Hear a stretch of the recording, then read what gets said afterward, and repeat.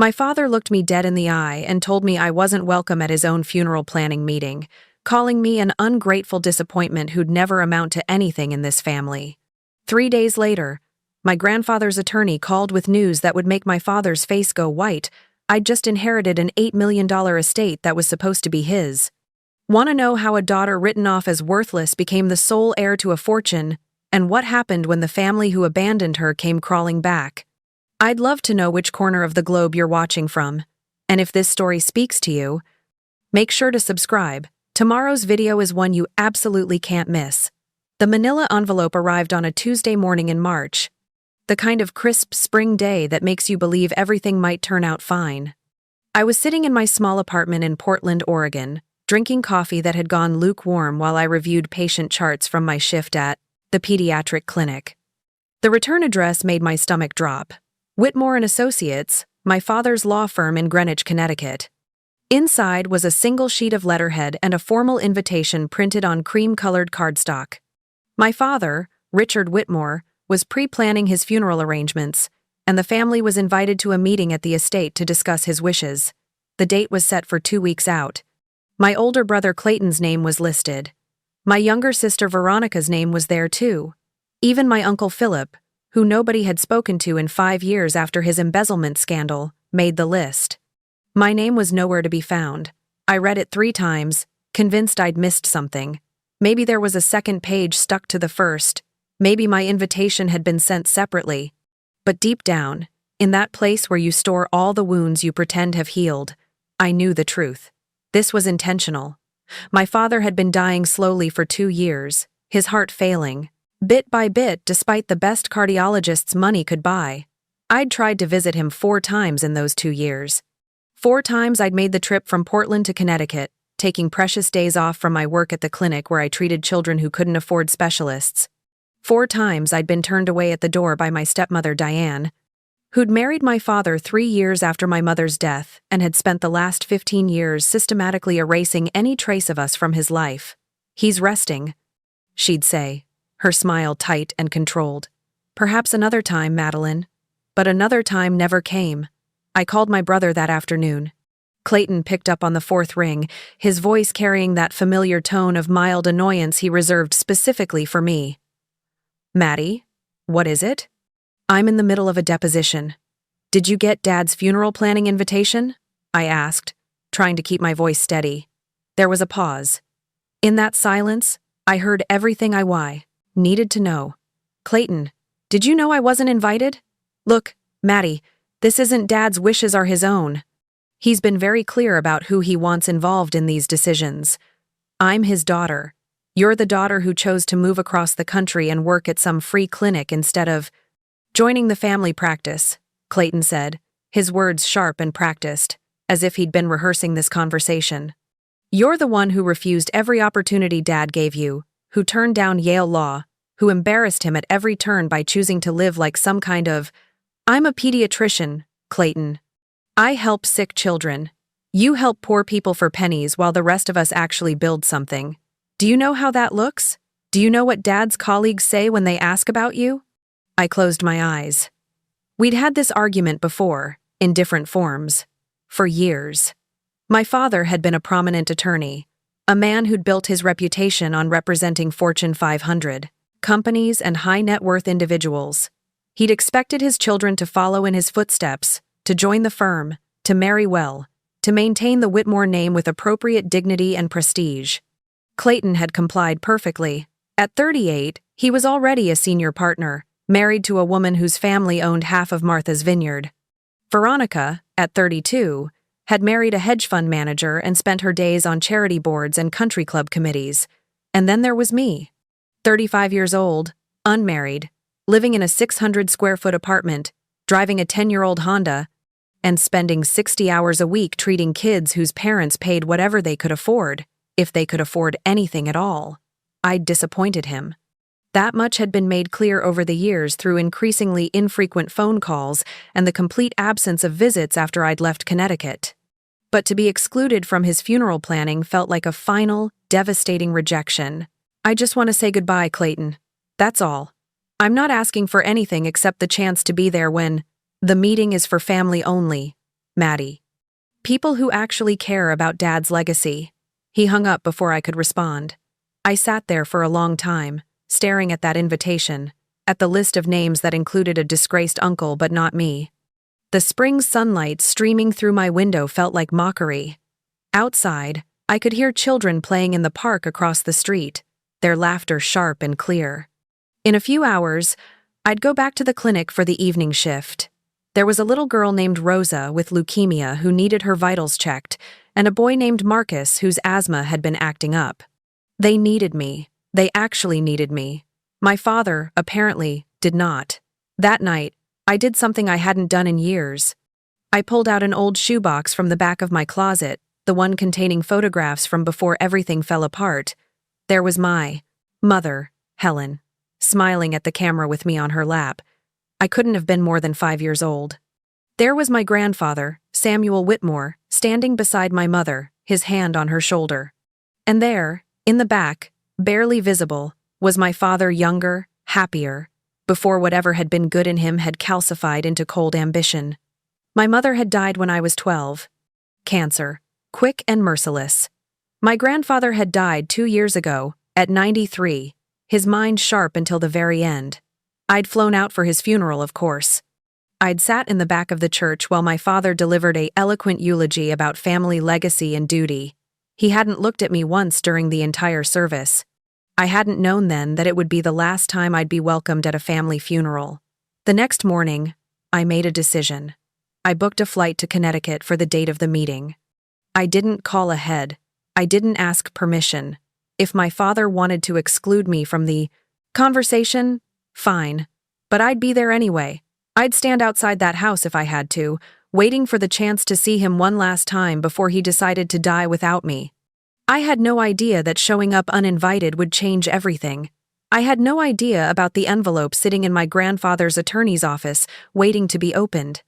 I had no idea that my father's careful plans were about to collapse in the most spectacular way possible.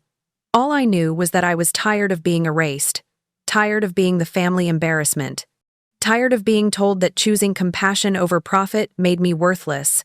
I was going to Connecticut, invitation or not. And whatever happened next, at least I'd know I'd tried.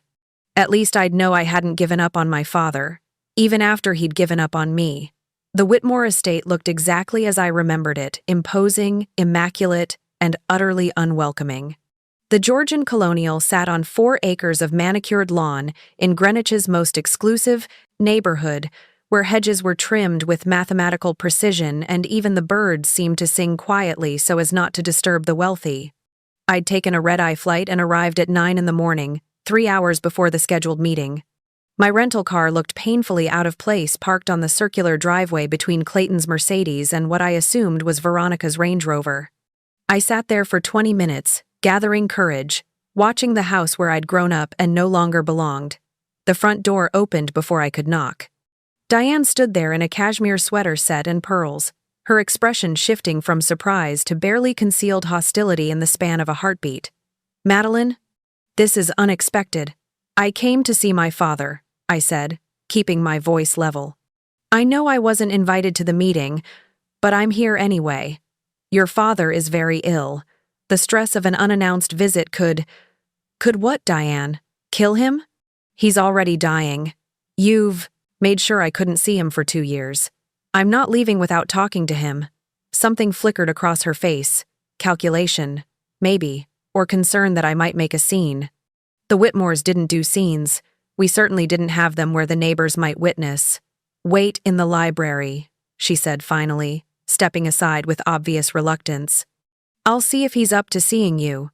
The library was exactly as I remembered, floor-to-ceiling bookshelves filled with leather-bound volumes that no one ever read, a massive oak desk that had belonged to my great-grandfather, and the portrait of my grandfather Samuel hanging above the fireplace. He looked stern in the painting, but I remembered him differently. I remembered his quiet laugh, the way he'd sneak me chocolates when my father wasn't looking, how he'd listen when I talked about wanting to help people instead of just dismissing it as childish idealism.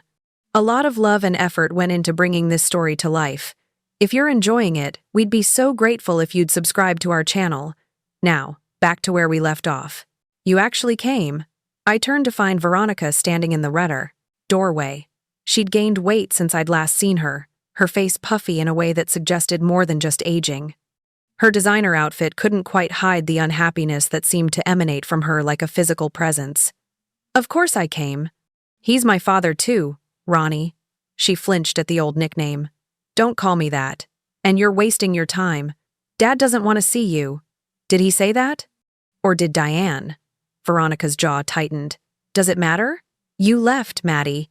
You chose your little charity project over family, over everything Dad built. You don't get to just show up now and expect what? Basic human decency? The chance to say goodbye to my own father? You want to talk about decency? Veronica's voice rose. You embarrassed us. Do you know what it's like explaining to people why my sister works at some free clinic in Oregon? Why she lives like she's poor when she comes from one of the most respected families in Connecticut? I stared at her, truly seeing her for the first time in years. The expensive clothes, the jewelry, the perfect hair, all of it a costume covering something deeply broken. Are you happy, Ronnie? I asked quietly. In that big house in Darien with your hedge fund husband who works 90 hours a week? Are you actually happy? She looked away. This isn't about me. It's always been about you, about Clayton, about maintaining appearances and living up to Dad's impossible standards. I just stopped playing the game. And look where it got you, alone, broke, uninvited to your own father's funeral planning. The words stung because they were partially true. I was alone. I did struggle financially, and I had been excluded from something that should have been a basic right as a daughter. Before I could respond, Clayton appeared behind Veronica. He'd put on weight too, his face flushed in that way that suggested high blood pressure and too much scotch. What is she doing here? He demanded, looking at Veronica as if I weren't standing right there. I'm here to see Dad, I said, and I'm not leaving until I do. The hell you're not. This is a private family meeting, Madeline. You're not on the invitation list, which means you're trespassing. Trespassing? This is my father's house. A house you abandoned. A family you abandoned. Clayton stepped closer, his voice dropping to that cold, controlled tone he used in courtrooms. You think you can just show up after years of barely calling, barely visiting, and demand to be included? You made your choices. Now live with the consequences. My choices? I chose to help sick children, Clayton. I chose medicine over law. That's not abandonment, that's called having different values. Values. He said it like a curse word. Is that what you call rejecting everything Dad offered you? The education, the opportunities, the connections? You spit on all of it to go play saint in some inner-city clinic. I'm a pediatrician at a community health center, not a saint, and I'm good at what I do. Kids get better because of me. Can you say the same? How many lives have you improved defending corporate polluters and pharmaceutical companies? His face went dark red. How dare you? Enough. The voice came from the doorway, weak but commanding. My father stood there, leaning heavily on a walker, Diane hovering behind him like a worried shadow. He looked terrible, gaunt, his skin gray, the robust man I remembered reduced to a frail shell. But his eyes were still sharp, still calculating. Dad, I said, my anger dissolving into something more complicated. I know why you came. He shuffled into the room, each step obviously painful. You came because you think you have some right to be here, some claim on my final arrangements. I came because you're my father. Because regardless of our differences, I love you. He laughed, a dry, bitter sound. Love. You have an interesting way of showing it, Madeline, refusing to join the firm, moving across the country, choosing poverty over the life I could have given you. I chose purpose over profit. There's a difference. There's no difference when you're disgracing the family name. He lowered himself into a chair, breathing hard from the minimal exertion. Do you know what my colleagues say when they ask about my children? I can brag about Clayton's cases, about Veronica's charitable work, about the grandchildren. And then they ask about you, and what do I say? That my youngest daughter treats welfare cases for food stamps? I treat sick children whose families can't afford specialists. I save lives, Dad. Isn't that worth something? Not when you could have saved lives with dignity. You could have been anything, Madeline. Top of your class at Johns Hopkins, residency at Mass General. You could have had your own practice in Manhattan, treating the children of people who matter. Instead, you're in Portland giving away your education to people who can't even pay you." The room fell silent. Veronica looked uncomfortable. Even Clayton seemed taken aback by the venom in our father's voice. "People who matter," I repeated softly. "You mean wealthy people, white people, people like us. I mean, people who contribute to society, people who build things, not people who drain resources." I felt something break inside me, not my heart, because that had broken years ago. This was different. This was the final, fragile thread of hope I'd been carrying, that somewhere, deep down, my father was still the man who'd carried me on his shoulders when I was small. The man who'd taught me to ride a bike. The man who'd cried at my mother's funeral. That man was gone. Maybe he'd been gone for decades, and I'd just been too stubborn to accept it. "You're right, Dad," I said, my voice steady despite the pain. "I shouldn't have come. This was a mistake." I turned to leave, and his words followed me out. "Don't bother coming to the funeral, Madeline. You're not welcome there either." I walked out of that house with my head high, refusing to give them the satisfaction of seeing me cry. I made it to the rental car, made it out of the driveway, made it 3 blocks away before I had to pull over because I couldn't see through my tears. My phone rang 20 minutes later. Unknown number. I almost didn't answer. "Miss Whitmore? This is James Caldwell from Caldwell and Hayes. I was your grandfather, Samuel's attorney." I wiped my eyes. "Yes? I know this is unexpected, but I need to schedule a meeting with you regarding your grandfather's estate. There are some matters that require your immediate attention. Would you be available tomorrow morning at 10? I thought the estate was settled 2 years ago when he died. There were certain provisions that were time-sealed. "They've just been activated. I really can't discuss this over the phone, Miss Whitmore. It's quite urgent. I had nothing today. Lose. I'd already lost everything that mattered. Tomorrow at 10, I agreed. "I'll be there." I had no idea that in less than 24 hours everything would change. That my grandfather, even in death, had been planning something my father never saw coming. That being excluded from the funeral planning was about to become the least of my father's problems. Caldwell and Hayes occupied the top floor of a building in downtown Stamford, with floor-to-ceiling windows overlooking Long Island Sound. James Caldwell was nothing like I'd expected, young, maybe 40, with kind eyes and an easy manner that seemed at odds with the high-powered firm his name was on. "Miss Whitmore, thank you for coming on such short notice." He gestured to a leather chair across from his desk. "Can I get you coffee? Water?" "I'm fine, thank you. Your call yesterday was cryptic. What's this about my grandfather's estate?" He opened a thick file folder, and I caught a glimpse of my grandfather's familiar handwriting on several documents. The sight made my chest tighten with unexpected grief. "Your grandfather was a remarkable man," Caldwell said. "I had the privilege of working with him for the last 5 years of his life. He was very specific about his wishes, particularly regarding certain aspects of his estate that he wanted kept confidential until specific conditions were met." "I don't understand." "The estate was probated 2 years ago. My father inherited the house in Greenwich, the investment portfolio, that's what everyone was meant to believe." Caldwell pulled out a document, sealed with red wax. "Your grandfather had 2 wills, Miss Whitmore. The first was a public document that distributed certain assets to your father.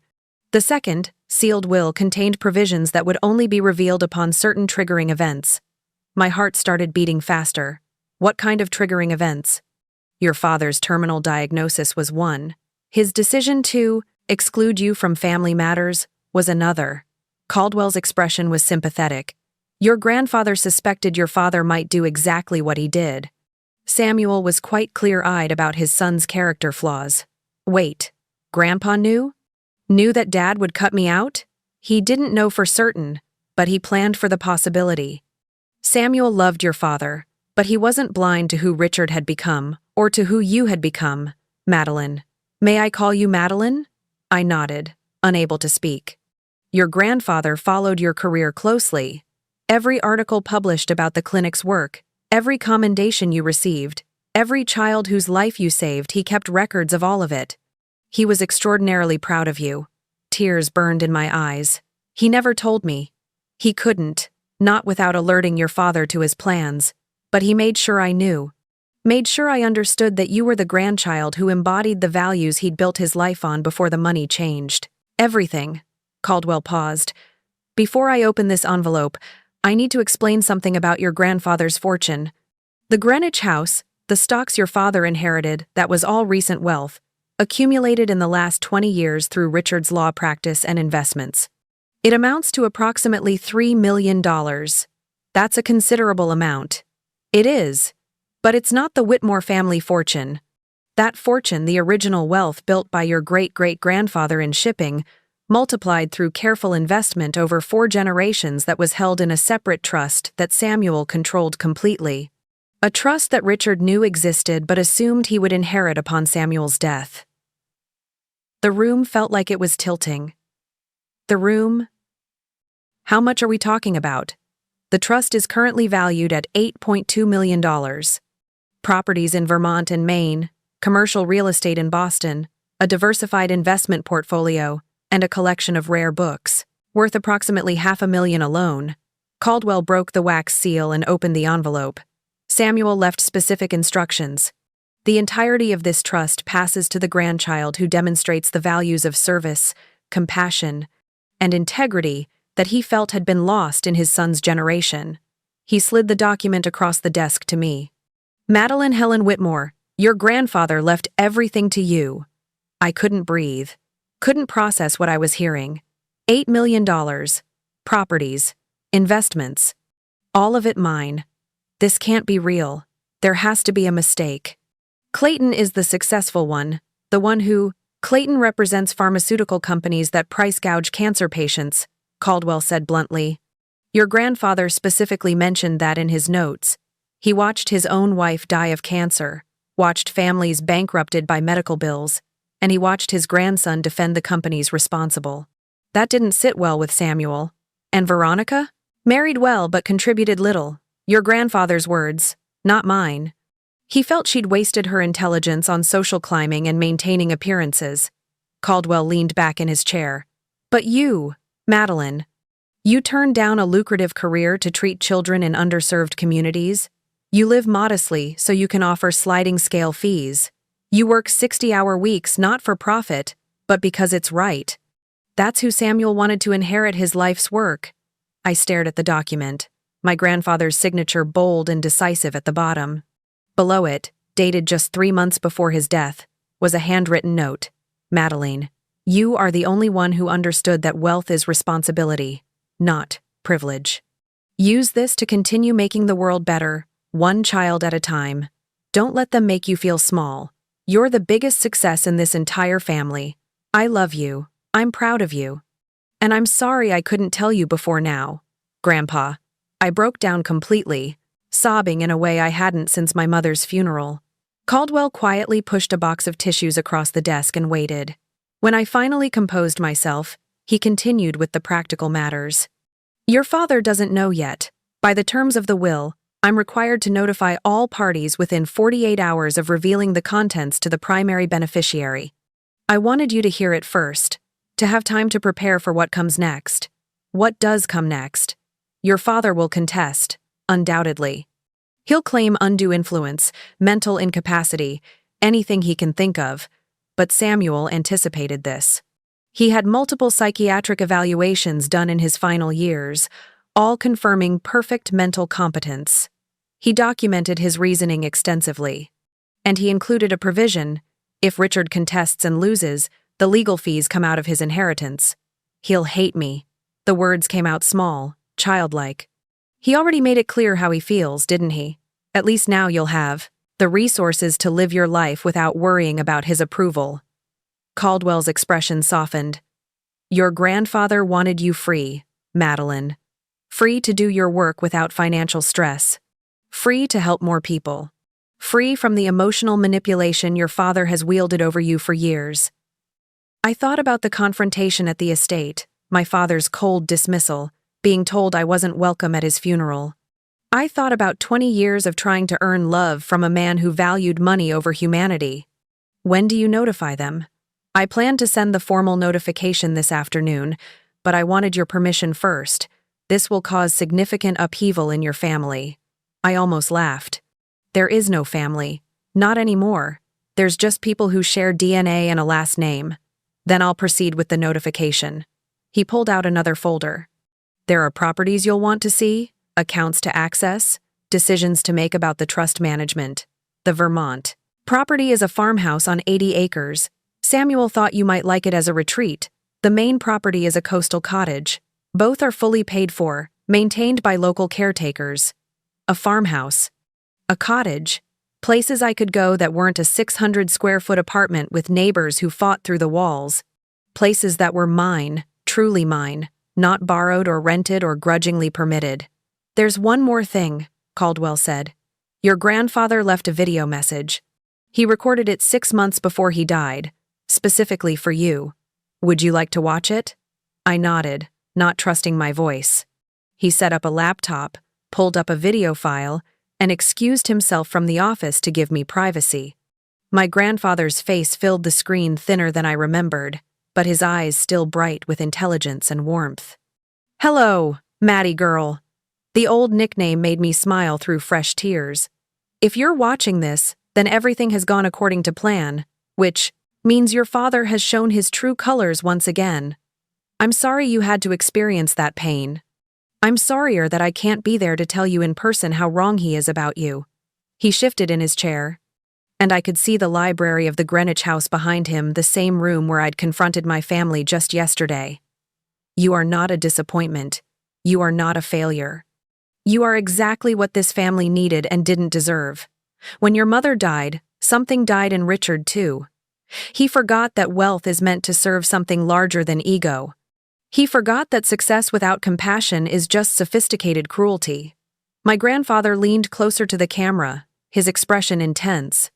I'm giving you this inheritance not because you need it to prove your worth. You've already proven that every single day. I'm giving it to you because you'll use it right. Open more clinics. Fund scholarships for medical students who want to serve instead of profit. Help more children. Do what I should have forced Richard to do decades ago. He smiled then. That gentle smile I remembered from childhood. And Maddie? Don't you dare feel guilty about this. You earned it through every choice that disappointed your father. Those disappointments were acts of courage. Keep disappointing him. Keep being exactly who you are. The video ended. I sat in that office for a long time, watching the sun track across Long Island Sound, holding the document that transferred $8 million into my name, thinking about everything that had led to this moment. My phone rang. Clayton. I let it go to voicemail. It rang again. Veronica. Voicemail. Third call. My father's number. I watched it ring, watched it go to voicemail, and then listened to the message. Madeline. His voice was tight with fury. I just received a call from Samuel's attorney. Call me back immediately. We need to discuss this absurd situation. Not, we need to talk. Not, I can't believe this. Just the assumption that I would jump when he commanded, that I would feel guilty enough about the inheritance to give it up, to apologize, to make myself small again. I deleted the message. Then I called the clinic in Portland and told them I was taking a month off. I had properties to visit, a trust to understand, and a future to plan, a future where I didn't need anyone's approval to know my worth. My grandfather had given me more than money. He'd given me validation, freedom, and the final proof that someone in this family had truly seen me. The war was about to begin, but I was ready for it. For the first time in my life, I had the resources to fight back. The calls didn't stop. Over the next 48 hours, my phone became a weapon of psychological warfare.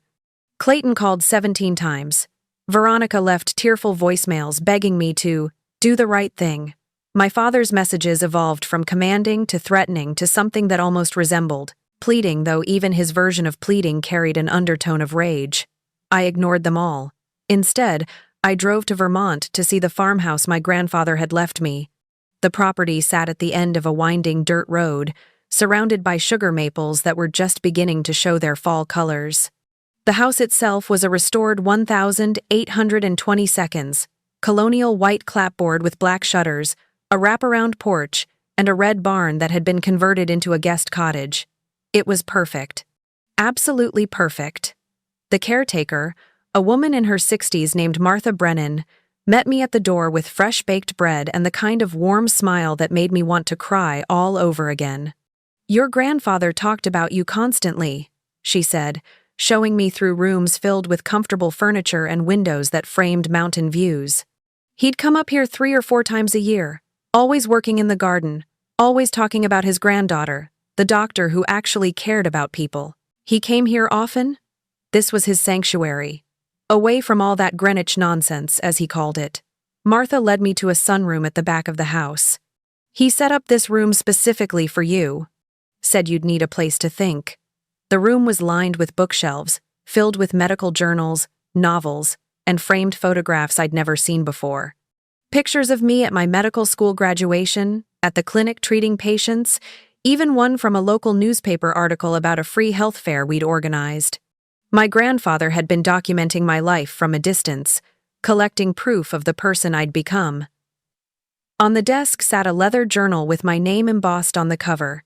Inside, my grandfather's handwriting filled the pages letters he'd written to me but never sent, thoughts about his disappointment in Richard, pride in my choices, hopes for what I might do with the inheritance. One entry, dated 3 weeks before his death, stopped me cold. Richard called today, furious that I wouldn't increase his share of the Greenwich Property Trust. He actually said, "Madeline threw away her potential. She doesn't deserve anything. The irony that he can't see she's the only one who deserves everything. She's the only one who became what I hoped all my grandchildren would be. I fear he'll punish her for this after I'm gone. I hope what I've put in place will protect her. I hope she forgives me for not being braver when I was alive." I sat in that sunroom until the sun set, reading through 2 years of letters my grandfather had written to me, understanding for the first time how completely he'd seen me, how thoroughly he'd planned for this moment. My phone rang again. This time it was a number I didn't recognize with a Connecticut area code. "Miss Whitmore, this is Patricia Langford. I'm an attorney representing your father, Richard Whitmore, and your siblings in a matter concerning the estate of Samuel Whitmore." Here it was, the formal beginning of the war. "I'm listening," I said. "My clients believe there were significant irregularities in the execution of Samuel Whitmore's sealed will. They're prepared to file a formal challenge on the grounds of undue influence, lack of testamentary capacity, and improper execution. However, they wanted to reach out first to see if we might resolve this matter without costly litigation. Resolve it how, exactly? Your father is prepared to offer you $1 million in exchange for disclaiming your interest in the trust. This would allow the assets to pass according to the original family understanding, while still providing you with substantial financial security." I almost laughed. $1 million out of $8.2 million. Roughly 12% of what was legally mine, and they were presenting it as generosity. "Tell my father the answer is no." "Miss Whitmore, I'd encourage you to think carefully before—" "I have thought carefully. The answer is no. My grandfather's will was executed legally, and his wishes are clear. If your clients want to waste their money on a legal challenge, they'll lose. That's their choice. This will get ugly, Miss Whitmore. Family litigation always does. Are you prepared for what that means? For your father's medical records to be part of the public record? For every family dysfunction to be aired in court? My father just told me not to come to his funeral. We're already past ugly, Miss Langford. File your challenge. I'll see you in court." I hung up before she could respond, my hands shaking with adrenaline. Within the hour, Clayton called from his own number. "You're making a huge mistake, Madeline." "I don't think I am. You realize this will destroy what's left of this family? Dad's dying, and instead of doing the decent thing, you're going to drag us all through probate court? I'm not dragging anyone anywhere. Grandpa left me his estate because he wanted me to have it. If you and Dad and Ronnie want to, challenge that. You're the ones choosing litigation. He was 93 years old. Obviously, someone influenced him, convinced him to cut out his own son. You mean I convinced him? I barely saw Grandpa in his last 5 years. Clayton, I was in Oregon. You were the ones having dinner with him every month. Silence. I'd scored a point and we both knew it. This isn't about the money, Clayton said finally, his voice dropping to something more honest. It's about Dad. About what this does to him. It does nothing to him that he didn't bring on himself. He cut me out of his funeral planning, Clayton. He told me I wasn't welcome at his own funeral. He spent my entire adult life making it clear I was a disappointment. And now you want me to feel guilty that Grandpa saw things differently? You have no idea what it's been like dealing with him all these years. The pressure, the expectations, the constant comparing of who's making more money, who's bringing more prestige to the family name. You escaped to Oregon. I've been here, living under his thumb, trying to be enough. He stopped abruptly, as if realizing he'd revealed too much. Then maybe this is your chance to escape too, I said quietly. You could walk away, start over. Do something that actually matters to you instead of just making Dad proud. You don't understand. You never did. The vulnerability was gone, replaced by familiar coldness. Keep the money, Madeline. But don't expect us to be there when you finally realize being self-righteous doesn't keep you warm at night. The line went dead.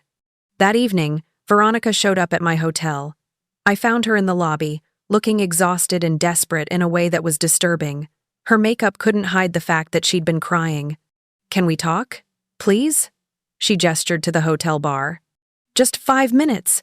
Against my better judgment, I agreed. We found a quiet corner booth. She ordered vodka. I stuck with water. I'm not here to convince you to give up the inheritance, she said, which was so obviously a lie that I almost walked out. I just want you to understand what this is doing to Dad. What it's doing to Dad. Or what it's doing to you. She flinched. Fine. Yes. What it's doing to me. To Clayton.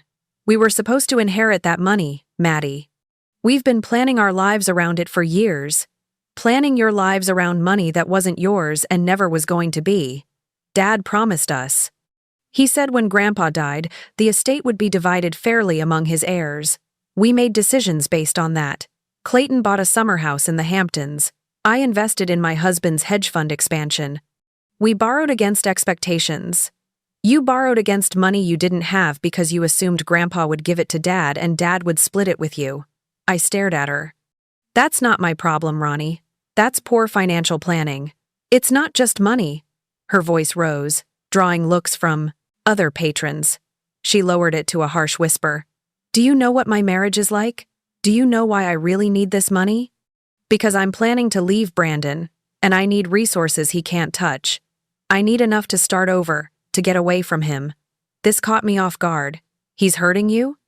Not physically, but he controls everything, the accounts, the investments, even my credit cards. I have nothing of my own. That inheritance was supposed to be my escape plan. For a moment, I felt sympathy. Then I remembered something. You could have worked, Ronnie. You have a degree from Wellesley. Instead, you chose to marry rich and live off Brandon's money. These were your choices, says the woman who just inherited $8 million she didn't earn. I earned it by being the kind of person Grandpa wanted to reward.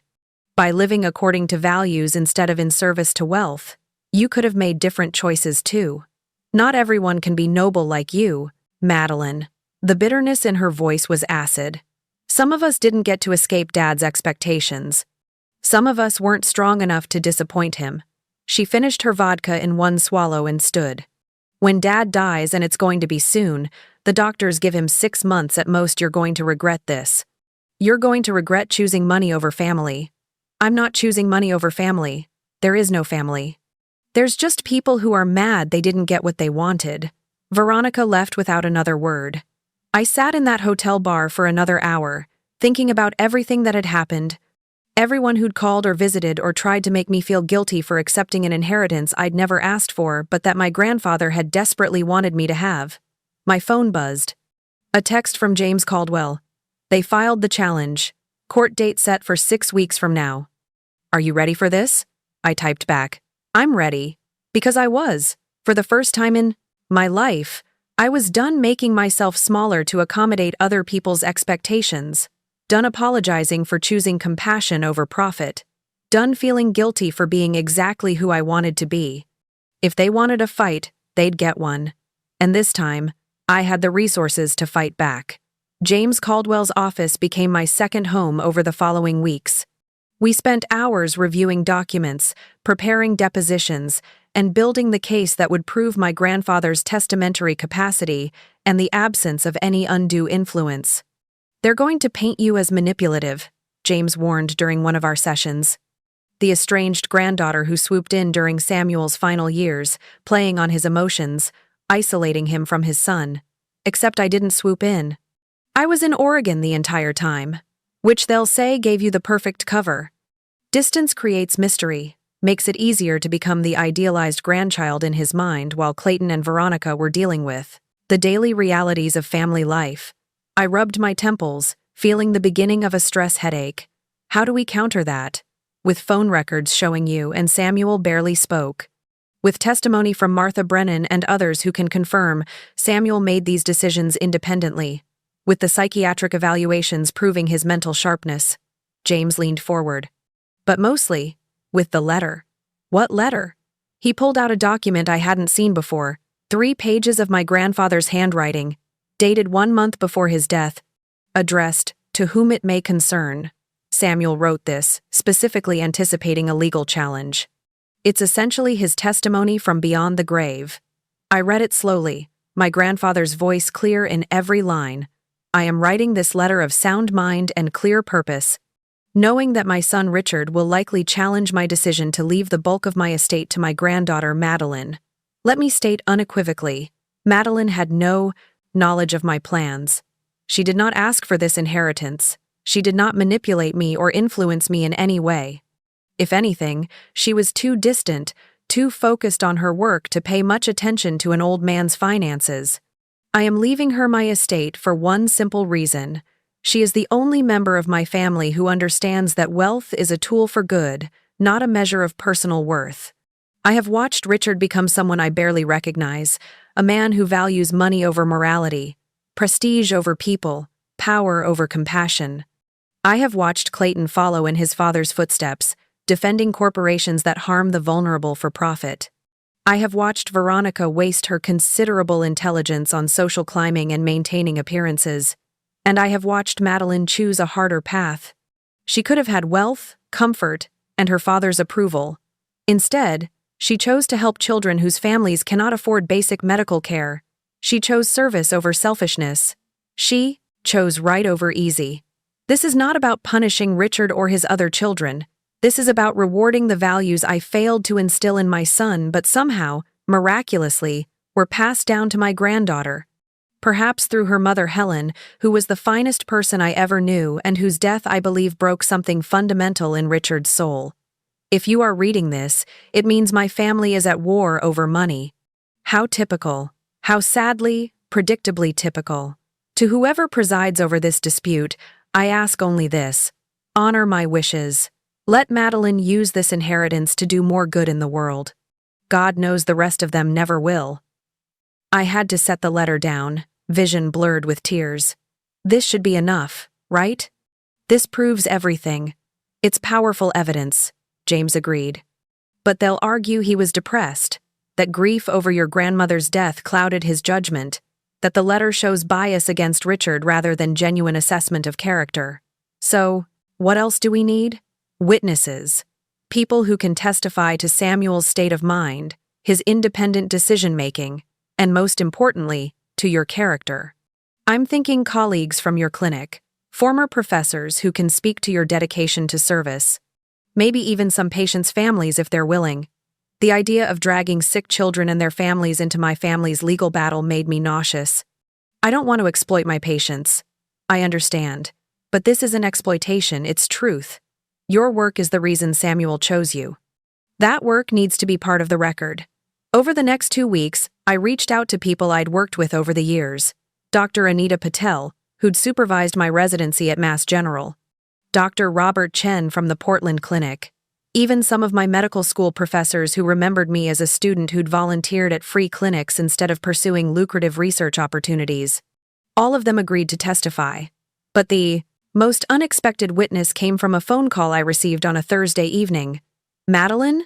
This is Susan Whitmore. Philip's wife. Uncle Philip, my father's younger brother. The one who'd embezzled from his own clients and destroyed his legal career.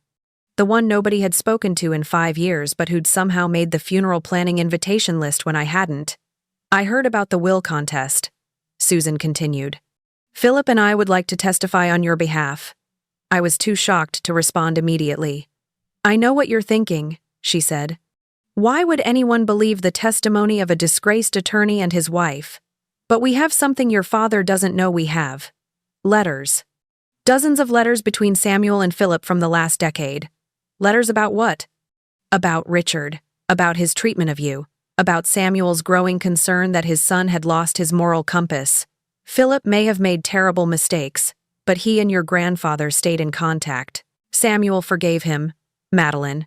He believed in redemption, in second chances. He believed Philip's embezzlement came from desperation, not malice. But he never forgave Richard for what he did to you. What he did to me? After your mother died, the way he shut down emotionally. The way he remarried so quickly to Diane and let her erase Helen's memory from that house. The way he pushed you away when you needed him most, then blamed you for being distant. Susan's voice caught. Samuel wrote to Philip about all of it. About watching you grow up lonely in that big house. About how proud he was when you chose medicine, and how disgusted he was when Richard called it a waste of your potential. I never knew Grandpa felt that way. He couldn't show it openly without starting a war with Richard. But he documented everything, Madeline, and he told Philip that if anything happened, if Richard tried to deny you what you deserved, Philip should make sure these letters became part of the record. Why would Philip do this? Dad put him on the funeral planning list. They must have reconciled. Susan laughed bitterly. That wasn't reconciliation. That was Richard making a show of forgiveness to prove what a magnanimous person he is. He called Philip specifically to invite him, made sure other people knew about it. It was a performance. Meanwhile, he's never once helped Philip find work or made any genuine effort to rebuild their relationship. Your father excels at appearances, Madeline. He always has. When can you bring the letters to James Caldwell? We're driving to Stamford tomorrow. There are 43 letters total, spanning from 2013 until 3 months before Samuel's death.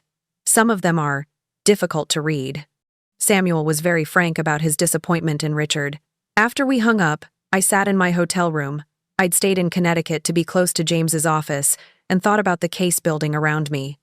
The psychiatric evaluations, my grandfather's letter, the testimony from colleagues, and now, correspondence that would reveal my father's character through his own father's eyes.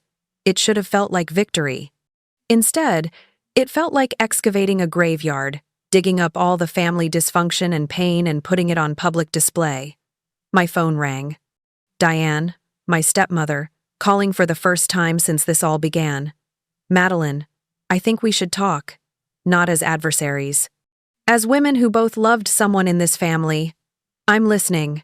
Can we meet? Just the two of us. There are things you don't know about your father, about these last few years. Things that might help you understand why he's fighting this so hard. Every instinct told me it was a trap, a ploy to get me to say something they could use in court. But there was something in her voice weariness, maybe, or genuine pain. Tomorrow, 3 o'clock, the Starbucks on Bedford Street. I'll be there. And Madeline? Come alone. No attorneys, no recordings. Just two people trying to make sense of a family that's falling apart. She hung up before I could agree or refuse. I texted James. Diane wants to meet tomorrow. Thoughts? His response came immediately. Don't. It's a setup. They're desperate. He was probably right. Almost certainly right. But I kept thinking about that weariness in Diane's voice, the crack in her usually perfect composure. Against all better judgment, I decided to go. If there was even a chance of understanding what had broken my father so completely, of finding some path through this that didn't end in total family destruction, I had to take it, even if it was a trap, even if it backfired spectacularly, because unlike my father, I still believed in the possibility of redemption. I still believed people could surprise you, could be better than their worst moments.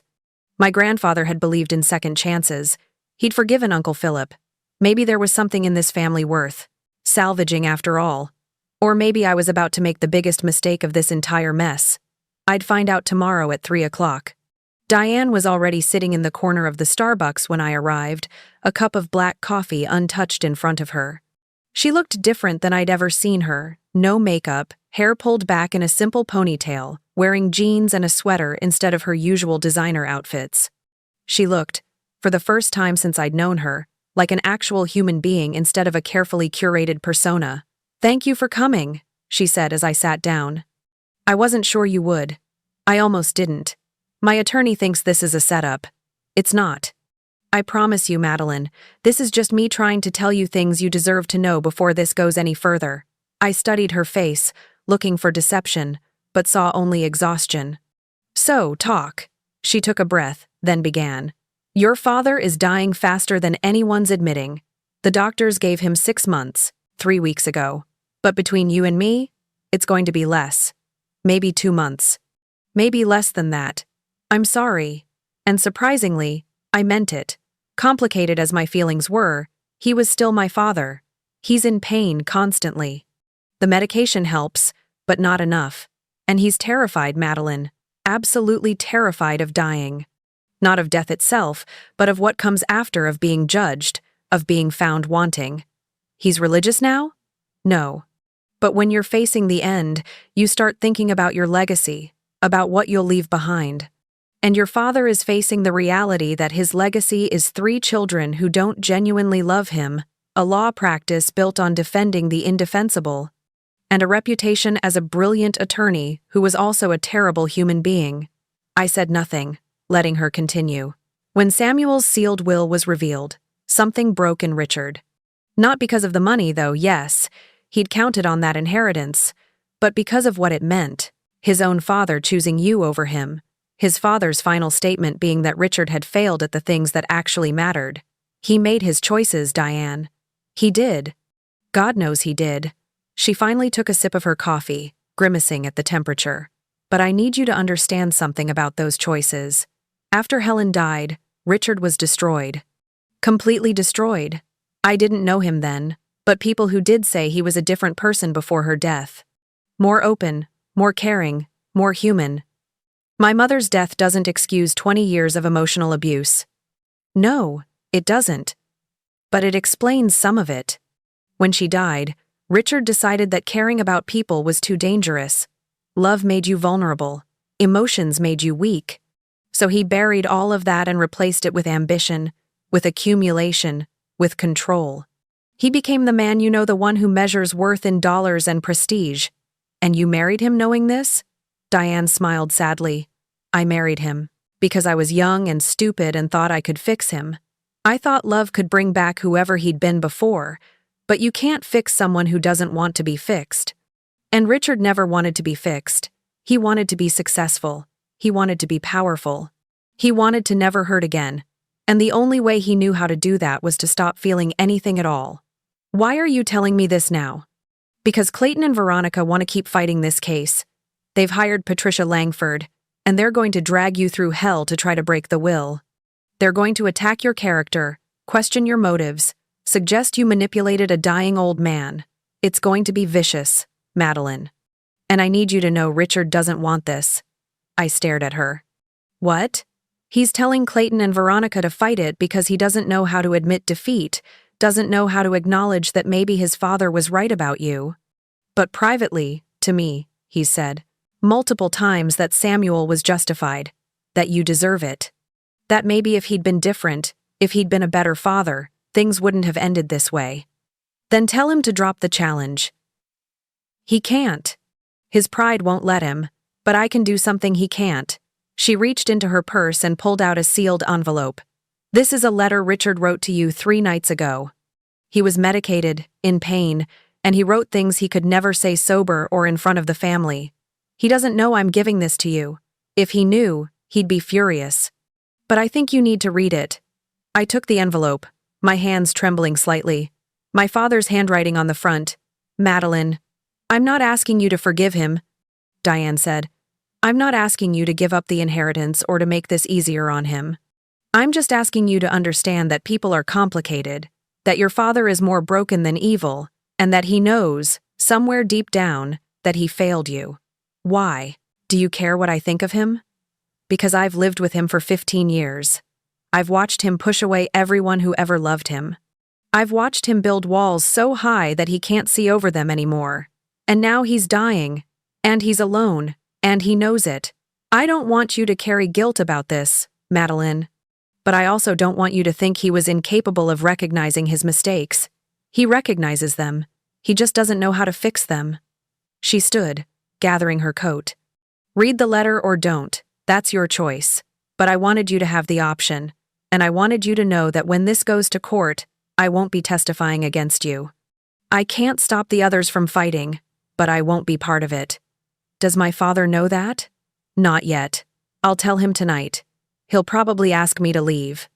But honestly, Madeline, I'm so tired of living in that mausoleum of a house, pretending everything's fine while he slowly dies and your siblings circle like vultures. I'm done. She left before I could respond, leaving me sitting there with the envelope, afraid to open it. I sat in that Starbucks for another hour before I finally broke the seal. My father's handwriting was shaky, the letters uneven in a way they'd never been before evidence of the medication, the pain, the deterioration of the man who'd always been so controlled. Madeline, I don't know if I'll ever give you this letter. Knowing me, I'll burn it tomorrow when my head is clearer and my pride is back. But tonight, with the morphine making everything fuzzy and the pain making me honest, I need to write things I can't say to your face. You were right to leave. You were right to choose your own path. You were right to reject everything I offered because what I was offering was poison disguised as opportunity. Your grandfather saw what I couldn't, that success without humanity is just sophisticated failure. That making money defending pharmaceutical companies while children die, because they can't afford treatment, is not something to be proud of. That prestige built on the suffering of others is worthless. I look at your life, your tiny apartment, your old car, your long hours treating kids for pennies, and I'm supposed to see failure. That's what I told myself. That's what I told everyone else. But the truth I can only admit when I'm too medicated to maintain my defenses, is that I see the person I should have been. Your mother would have been so proud of you. She had the same heart you do, the same need to help people, the same disinterest in wealth for its own sake. When she was dying, she made me promise to let you be whoever you wanted to be, to not force you into my vision of success, I promised her. And then I broke that promise over and over again for 20 years.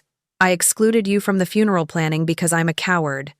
Because seeing you reminds me of everything I destroyed after your mother died. Because you represent the road, not taken. The person I could have been if I hadn't let grief turn me into stone. Your grandfather's will was just, you deserve every dollar. You'll use it the way I never could to actually help people instead of just accumulating more evidence of my own importance. I won't drop the legal challenge. My pride won't allow it. Clayton and Veronica won't allow it. But I need you to know that I hope you win. I hope you take everything Samuel left you and build something beautiful with it. I hope you prove that the Whitmore name can mean something other than greed and ambition. I'm sorry I was never the father you deserved. I'm sorry I let Diane erase your mother from our house. I'm sorry I chose pride over love, success over family, reputation over relationship.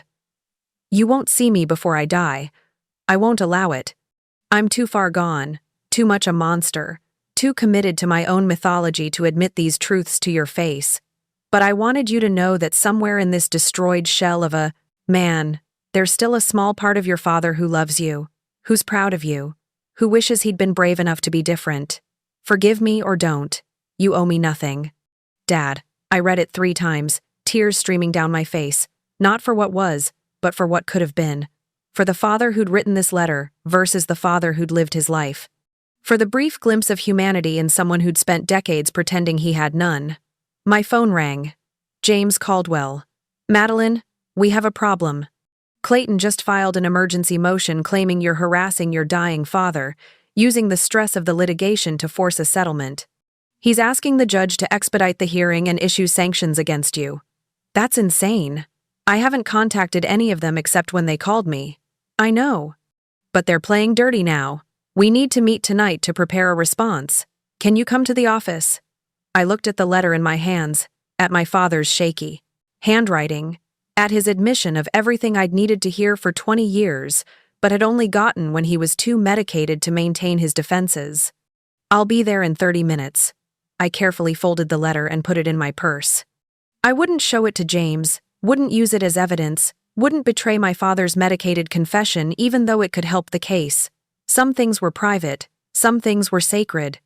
Even between estranged fathers and rejected daughters, even in the middle of a war over $8 million, even when everything else had fallen apart, the battle was accelerating.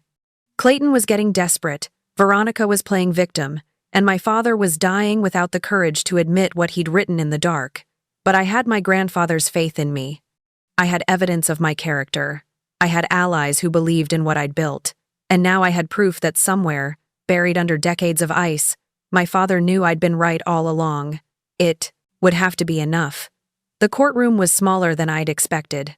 After weeks of preparation, mountains of evidence, and sleepless nights imagining this moment, the actual space felt almost anticlimactic.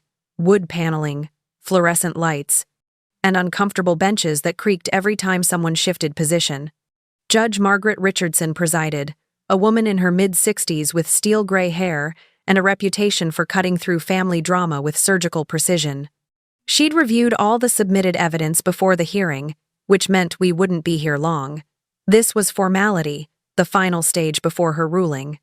Clayton and Veronica sat on one side with Patricia Langford. I sat on the other with James Caldwell.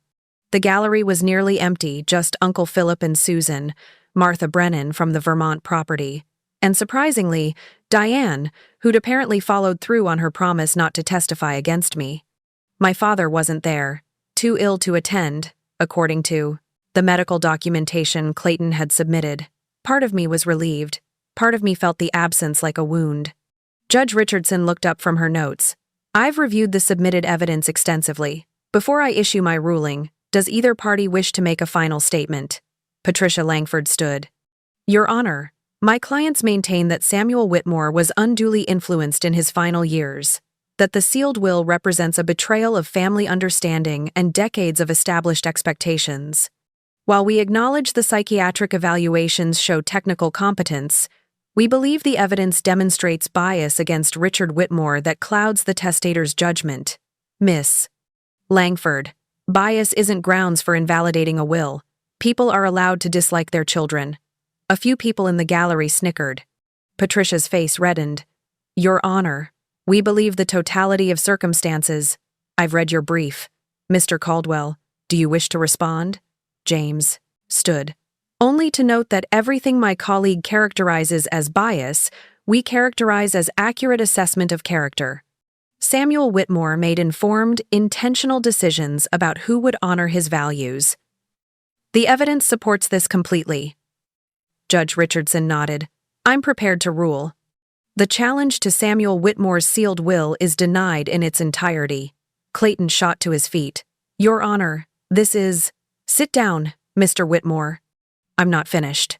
Her voice could have cut glass. Clayton sat. I've presided over family will contests for 23 years.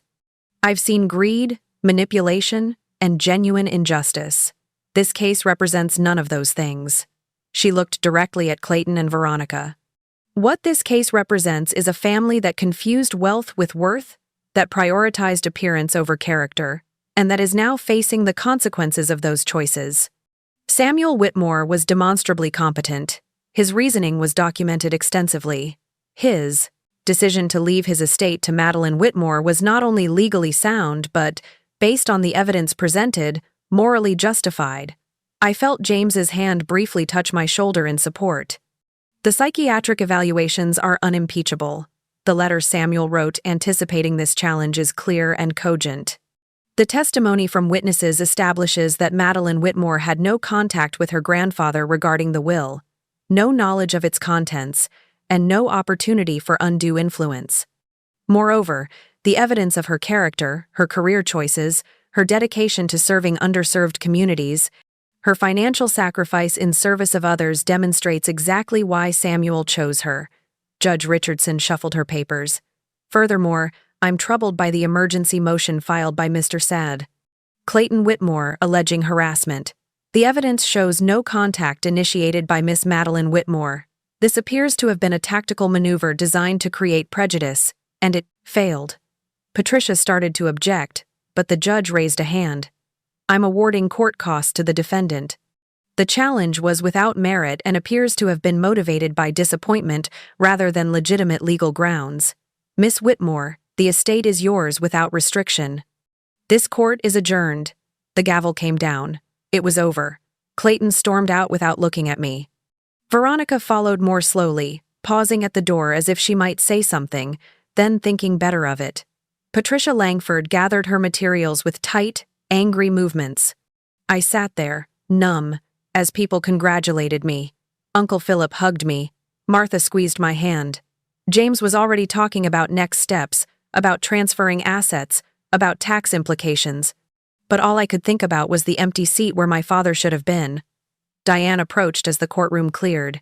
He wanted you to lose, but I think he also wanted you to win. People are complicated that way. Is he hanging on? Barely. The doctors say days, maybe a week. She hesitated. If you wanted to see him, to say goodbye despite everything, I wouldn't stop you. I can't promise he'll see you, but I won't turn you away. I thought about it for exactly 3 seconds. No. He made his choice. He told me not to come to his funeral. I'm going to respect that wish. Fair enough. She touched my arm gently. For what it's worth. That letter he wrote? I don't think it was just the medication. I think it was the truth he could only admit when his defenses were down. I think he knows you were the best of all his children. She left, and I was alone in the courtroom except for James, who was on his phone coordinating the transfer of assets. $8 million. Properties in Vermont and Maine. A trust that would let me expand the clinic's work, fund scholarships, help more children than I'd ever imagined possible. I should have felt triumphant. Instead, I felt hollow. 3 days later, I was back in Portland, trying to return to normal life, when my phone rang at 2 a.m. Diane's number. He's gone. About an hour ago. Peacefully, if that matters. It did matter. Despite everything, it mattered. Thank you for calling. He left something for you. Not in the will Clayton already checked. Just a note he wrote yesterday, one of his last coherent moments. It says, "You won." Good. Use it well. Do better than I did. It's not a high bar. I laughed through tears. Even dying, he couldn't quite manage a full apology. But it was something. It was acknowledgement. It was as close to blessing as Richard Whitmore would ever give. The funeral is Saturday. You're not on the invitation list, obviously. But you're welcome anyway. Your choice. I went to the funeral. I sat in the back, arrived late, left early. Clayton glared at me. Veronica pretended I didn't exist. But Diane nodded to me from the front row, and Uncle Philip sat beside me in silent support. The eulogy Clayton gave painted my father as a titan of law, a family man, a pillar of the community. It was beautiful and hollow and completely untrue. But that's what funerals are, performances where we pretend the dead were better than they were, where we smooth over the rough edges and complicated truths. I didn't stay for the reception. 6 months later, I stood in the renovated wing of the Portland Clinic, the new pediatric oncology department, funded entirely by the Samuel Whitmore Foundation. The plaque by the entrance read, "In memory of Samuel Whitmore, who believed wealth was responsibility, and Helen Whitmore, who taught us that compassion was strength." We'd already treated 43 children who couldn't have afforded specialized care otherwise. We'd hired 3 new doctors. We'd established a scholarship fund for medical students, committed to serving underserved communities.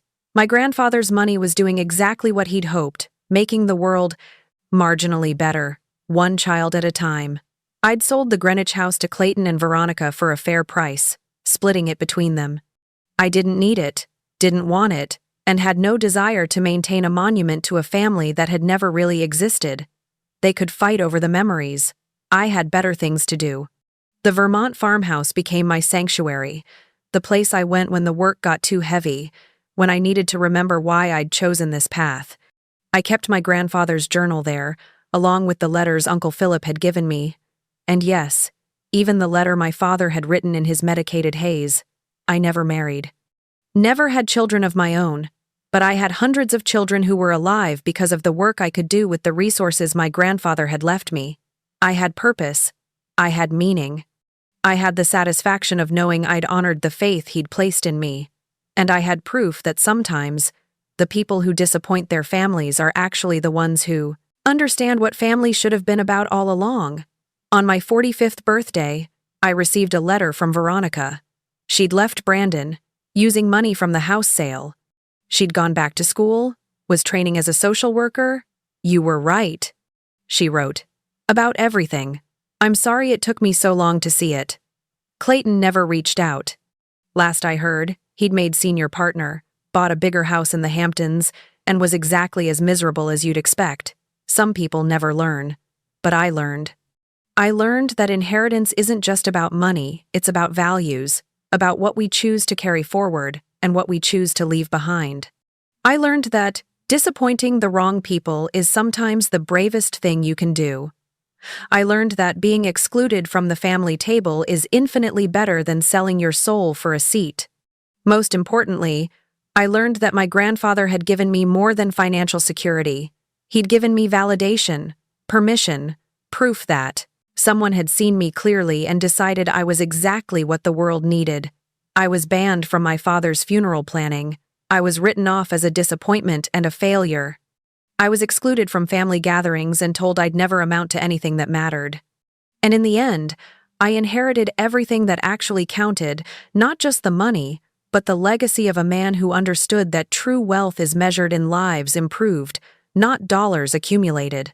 My father died thinking he'd lost everything, but he'd lost it long before the will was read.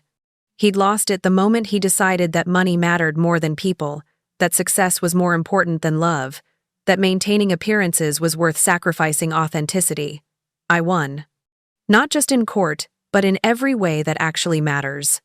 And I've spent every day since making sure that victory means something to the children who walk through the doors of the clinic, looking for help from someone who actually gives a damn, whether they live or die. My grandfather would be proud. That's the only inheritance that ever really mattered. Looking for more? We've got 2 amazing stories ready for you right on screen. If this one touched you, these are absolutely worth your time. Click to watch them now. And hey, subscribe and hit that bell to never miss our latest uploads.